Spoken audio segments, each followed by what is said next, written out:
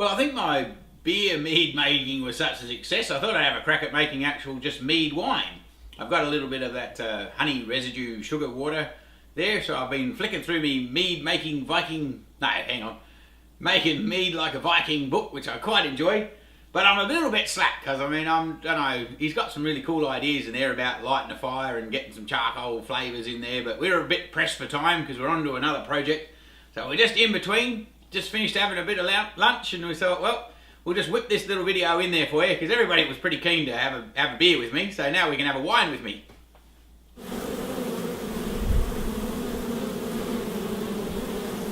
So this recipe calls for a few citrus notes. Now back in my chefing days, I remember you don't want to put the white pith from your lemons and oranges in anything, because the pith is horrible crap. Makes everything go bitter and muck. So I'm going to just cut the skins off, put them in. Hey, check this shit out. I bought my wife a new bowl. Now I'm going to actually put it to use in my own purpose, but still, I'm not as bad as you think. I do look after the lovely woman. She's a good girl. I don't know how she tolerates me, quite honest. We actually made it to the US TV. We were even on right this minute, which was kind of groovy. Which is, I think, it's a show. Now, I have to be forgiven because I'm a crappy internet person myself. Even though you guys are watching me on the internet, I'm pretty ordinary. I don't really know what the hell's going on. But anyway, they take stuff that's on the internet and talk about it. And they even talked about us. So how cool is that? The Bush Bee Man's on telly in America. Woohoo! Thank you to all you subscribers and Patreon supporters that are making this shit happen. You never know where we'll end up. You're a bloody lot of champions, I reckon. Anyway, back to making me citrus here. I'm just going to take the skin off these lemons. Now, if you'd bought lemons from the shop, which the Vikings wouldn't have done, by the way, because they didn't have shops. No, did they have shops? I don't know. They would have had some way to trade, wouldn't they? Later on in their system they did, but early on they did. They probably didn't even have lemons back in the day, but that's not the point. These lemons are from my own little tree, so they haven't got any wax and crap on the skin. So if you've gone to the shop and bought a lemon, remember to wash all the wax and shit off, because otherwise it's not nice beeswax that you would want to have in your drink. It'll do some other weird ass shit to you, so just remember that. Wash your wax off. A bit like the little, what's that little kung fu dude? Wax on, wax off. You want your wax off.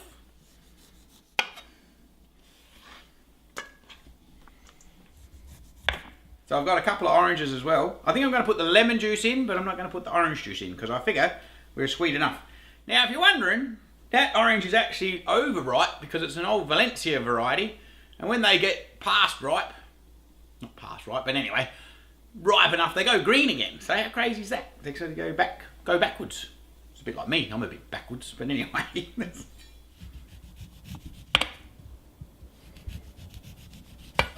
If we were doing this peel for free to cook, the other show that we're on, well, I'm not on, which is more of a pity. Maybe I could do a cameo role on there. But anyway, if we were doing a bit of a free to cook thing and we wanted some zest of orange, we'd have to go like this and get all motivated and take all that pith off, wouldn't we? And then you get all silly and you go, oh, that's all really lovely like. And you go, oh, we make little strips. And then you can sprinkle that shit on your thing as a garnish, or you can dip it in hot sugary. Wonder, you could probably dip that crap in hot honey, couldn't you, and turn it into something. But anyway, we're not getting that fancy here. We're just making a drink. So let's not get too carried away. Just going to squeeze this bit of lemon in here. I don't know, I reckon it'd be nice, a bit of lemon juice in there. Balance it up. There's not much lemon, not much juice in these old lemons anyway. It's the wrong time of year here. They're sort of the we call them the off-season lemons almost. But that's alright. I'll have a bit of flavour. Put a bit of twang in there. Then we want a bit of raisins in. I'm going to go out and get a bit of rosemary out of the herb garden and throw in here as well, I reckon. Maybe a bit of sage. Sage might go nice, because sage, actually that would be probably better. Sage and honey go together nicely. I wonder if that'd go in the wine though, that'd be weird. Hey, I've freaked myself out. I could go and read my bloody book and find out what I'm supposed to put in this crap. We'll get the recipe because it says we're supposed to put some raisins in there, but I'm not sure if it was 20 or 12 or whatever. But it's more than 2, I know that. So anyway, we'll just nip over and grab the book. Gosh. Making me like a Viking. Mead making in the Viking age. This is the caption. Anyway, this dude's pretty cool. I like it. He's reckoned it's approximately back around approximately 410 to 1066, the reason for this threefold thing anyway. It's got this little quote here. May abundance of mead be given to the Malin of Anlesey. Cool, that's obviously some cool people that were in their mythology. Who supplies us with his foaming mead horns with choice pure liqueur. So, since his bees collect and do not enjoy, we have sparkling mead which is universally praised. Cool. Sparkling mead. We're only making flat mead, so I don't know. I guess I'll make sparkling mead with that beer, didn't I? I'll tell you what, that shit's enjoying. I'm enjoying that. Rightio, let's see if we can find a recipe. Okay, we've got basic mead recipes. That must be where we're up to. This is what I was looking for. Here we go. We got mead for a lazy or impatient Viking. I reckon that's me. I'm pretty lazy and impatient. So, or small mead, the basic small mead. And I'm not going to be that excited. So it's 10. What do we want? Barn yeast. We're going to use some ale yeast or wine yeast, I think. We want 12 raisins and a black tea bag. Cool. So it would appear to me we have to get a couple of tea bags because this is only, what do we got? A 4 litre recipe. So we're going to do 20 litres because, you know, might as well make a decent effort.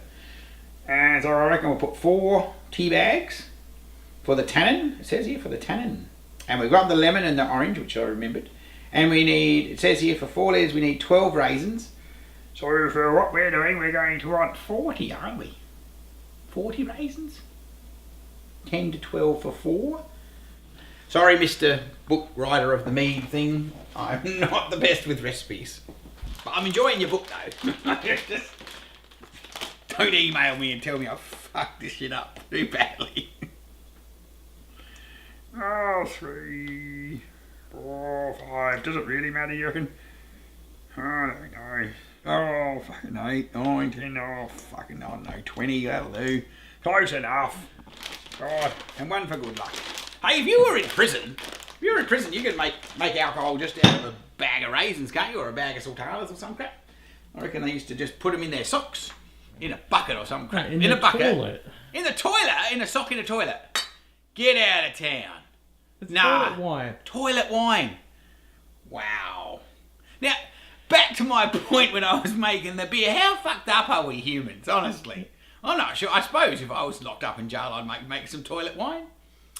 Any ex-criminals out there that happen to be watching our show, don't hesitate to text me and tell me what toilet wine tastes like, because I'm not going to make any. Not happening, but I wouldn't mind hearing from you as to how the toilet wine turned out. Well, that might be a bit weird, and it's probably going to get edited this bit, but anyway. I think we're going to want some intense Lipton tea bags, it says in here. Oh, God. The wife loves her green tea, but I don't think that's what you're looking for. I don't think we want green tea. I think we want... Oh, come on. Ow, shit. I'm in the pantry. I'm making a mess. We had to put all the shit in little boxes because the bloody mouse come in here and chewed. They were more annoying than me, I think. I think the wife was more pissed off with the mice than she was with me for once. I was ignored for a little while. Well, I reckon you'd want to put a little bit of water on the tea bags, even though they're going to end up in the pot with some water. But we're going to have to get hot water in the pot anyway. So we might as well put some hot water on the tea bags to make them start to release the tannins. Well, I don't know. Have you ever dipped a bloody tea bag in a cold cup and seen how that happens? Nothing happens. It just sits there and does nothing. Not sure whether the bloody Vikings had tea bags, though, did they? Come on.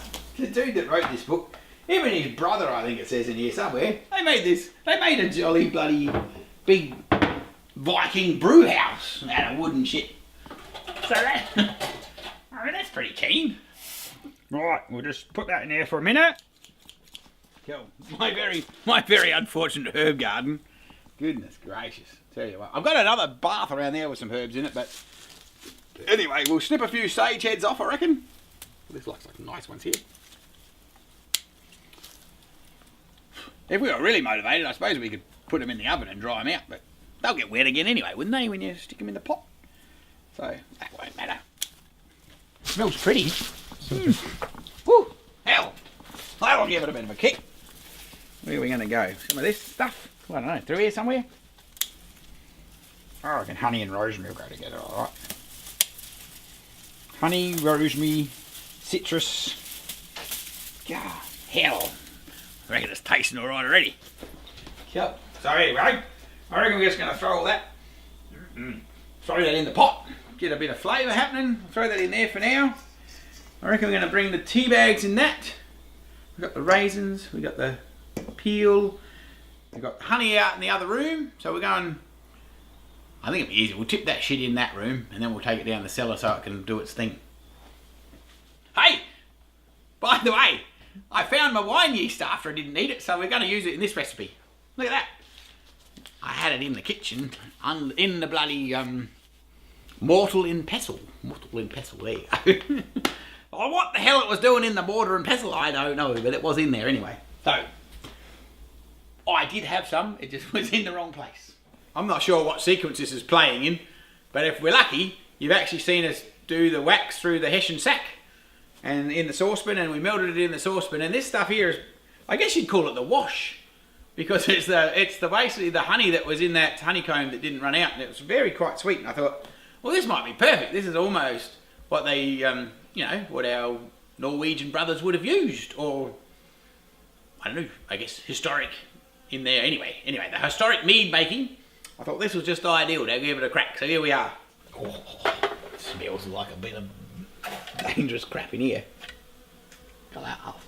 Fucking hell, that's got some sense.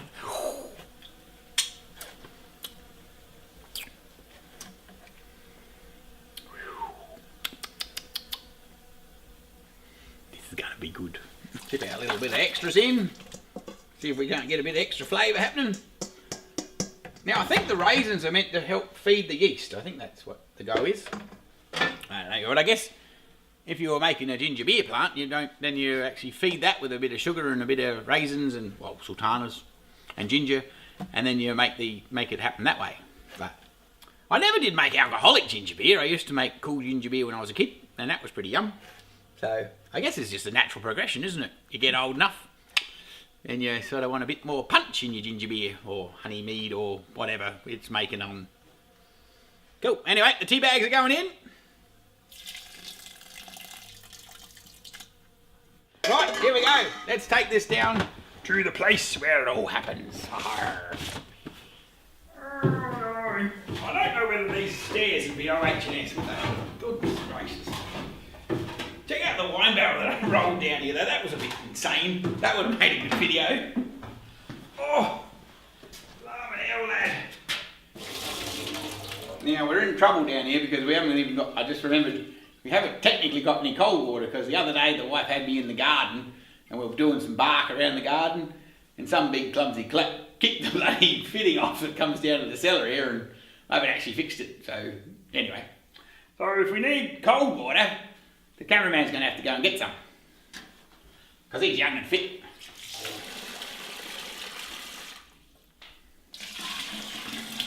That's going to probably be just perfect actually, hopefully. Just keep an eye on the side. At least we'll have this documented, so if this actually turns out any good, I'll know how much of whatever I put in there. Because most times I make a lovely meal for dinner, and the dear wife says, "Oh, that was beautiful, I want that again." And I go, "I wish I could remember what I actually did." Dirty. I doubt very much that I'm going to get a job as a brewer. Am I? Goodness me.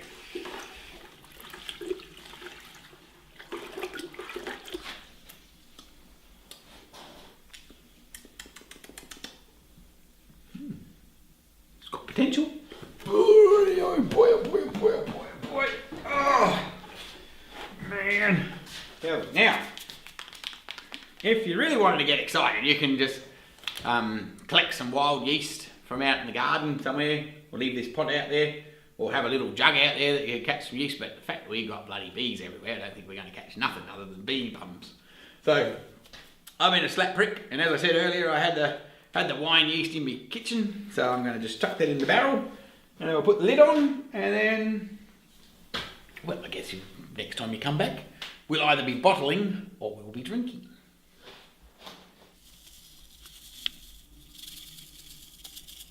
So we'll just give that a little stir, and then we'll put the lid on and the little airlock, and it shall be tickety-boo.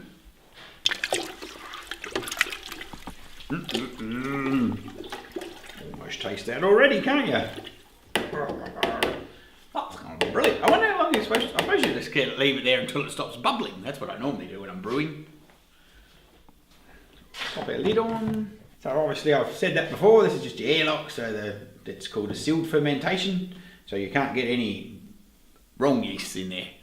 But if you were fuss-arsing about and you were just making it in the wild and you didn't want to, you can have an open yeast brew and it will just brew up and do its thing. The only trouble with that is, then you get the bad taste, which is, like, I don't know, that feral bloomin' yeast makes it go wicked, makes it go all horrible tasting. Hence the way they used to put stupid shit in wine and beer and stuff so they could actually drink it. We'll let that sit down here for a week, or maybe 2 weeks, I don't know, depends on how that goes on. And then at the moment, hey, the upside to this little project is I've got to collect wine bottles to put this jolly wine in, so that's a bit of a shame, isn't it? I have to drink a little bit extra during the week.